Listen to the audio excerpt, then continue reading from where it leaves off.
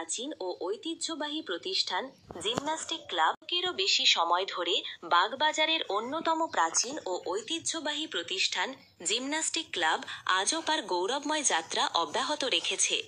এবছর ক্লাবটি 19শে অক্টোবর 2025 রবিবার উদযাপন করেছে তাদের 116তম কালীপুজো, যা শুধু ধর্মীয় উৎসব নয় বরং এক সাংস্কৃতিক মিলন মেলা। বর্তমান সভাপতি ও প্রশিক্ষকগণ নিয়মিত যোগ ও ফিটনেস কর্মশালা আয়োজন করে থাকেন, যেটা শিশু থেকে নবীন অংশ নেয়।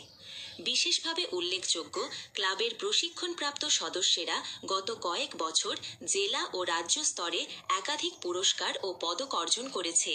কিশোর সদস্যের সাফল্য বিশেষভাবে প্রশংসনীয়। এবছরের শ্রী শ্রী শ্যামা পূজার উদ্বোধনী অনুষ্ঠানে ক্লাবের ছোট ছোট সদস্যের যোগ ব্যায়াম সঙ্গে প্রদীপ প্রজ্বলন করেন 7 নম্বর ওয়ার্ডের পৌরপিতা শ্রী বাপি ঘোষ। উপস্থিত থাকেন যোগ ব্যায়ামের প্রশিক্ষক শ্রী সরোজ দত্ত, শৈবাল রায় এবং শ্যামবাজার 5 পয়েন্ট নার্সিংহোমের কর্ণধার শ্রী বিজু নন্দী। সমু সরকার দ্বারা পরিবেশিত উদ্বোধনী সঙ্গীতের মাধ্যমে অনুষ্ঠানের সূচনা ঘটে। অনুষ্ঠানটি সঞ্চালনা করেন পৌলমী পাল। উপস্থিত ছিলেন ক্লাব সভাপতি বিজন ঘোষ, যুগ্ম সম্পাদক অজয় পাল এবং স্বপন ধর এবং কোষাধ্যক্ষ সঞ্জিত কুমার নাথ।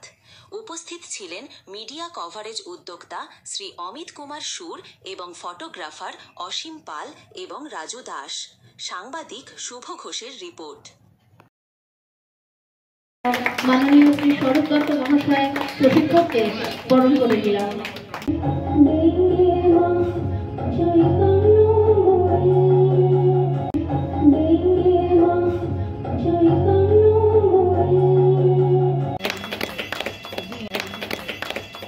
একটি পুরস্কার তুলে দিচ্ছেন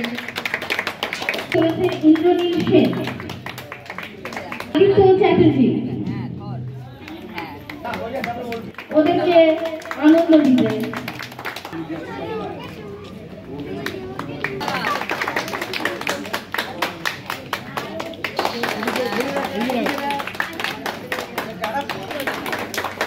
শ্রীমণি মণ্ডল,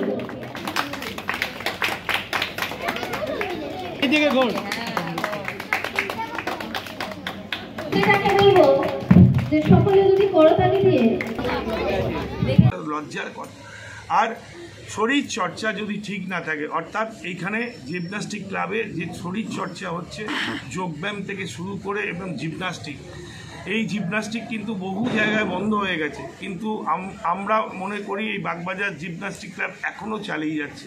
আগামী দিনে অনেক কিছু ডাক্তার থেকে আরম্ভ করে খেলাধুলো আরও পরিধি বাড়ানো থেকে আরম্ভ করে সবটাই চেষ্টা করব এবং সবাই মিলে চেষ্টা করব যাতে এই ধন্য বাগবাজারের মাটিতে আরও বড় হয়ে উঠুক। এবং ইতিমধ্যে এরা ডিস্ট্রিক্টের প্রাইজও আনছে, এটাও আমরা আপ্লুত গর্বিত।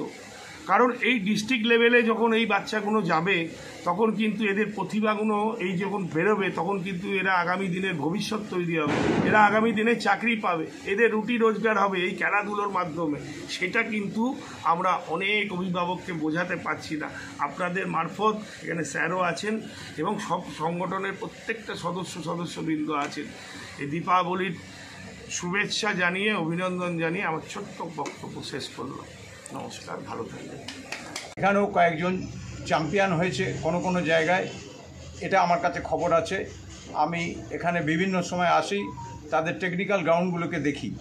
কেন হচ্ছে কি, টেকনিক্যাল গ্রাউন্ডগুলোর কথার সঙ্গে কাউন্সিলর একটা কথা বলেছেন যে শরীরচর্চা আর ওই মোবাইলের কথা। প্রথমে মোবাইলটা মানসিকভাবে দুর্বল করে, তারপর শারীরিকভাবে দুর্বল করে। এটাই হচ্ছে আমাদের সবথেকে বড় দুরূহ সংবাদ। এই দুরূহ সংবাদ থেকে প্রত্যেক অভিভাবক শিশুরা কিছু বুঝবে না। আমার কথাগুলো এখানকার ছোট ছোট ছেলেমেয়েরা বুঝবে না, কিন্তু তাদের বাড়ির যারা এসেছে অভিভাবক অভিভাবিকা তাদের বোঝা উচিত যে ক্লাবের সভাপতি। আমাদের ক্লাবের ইতিহাস বহু প্রাচীন। উত্তর কলকাতার জিমন্যাস্টিক ক্লাব আমাদেরই প্রথম হয় এবং আমাদের যখন এই জিমন্যাস্টিক ক্লাব সূচনা একটা সার্কাসের মতো, সেটা প্রচুর লোক এইখান থেকে শিখে তারা সার্কাসের জয়েন করে। আমরা এই ক্লাবটাকে এগিয়ে নিয়ে যাচ্ছি এবং সেটা বাচ্চাদের যোগব্যায়াম মাধ্যমে এবং জিমন্যাস্টিকও শেখানো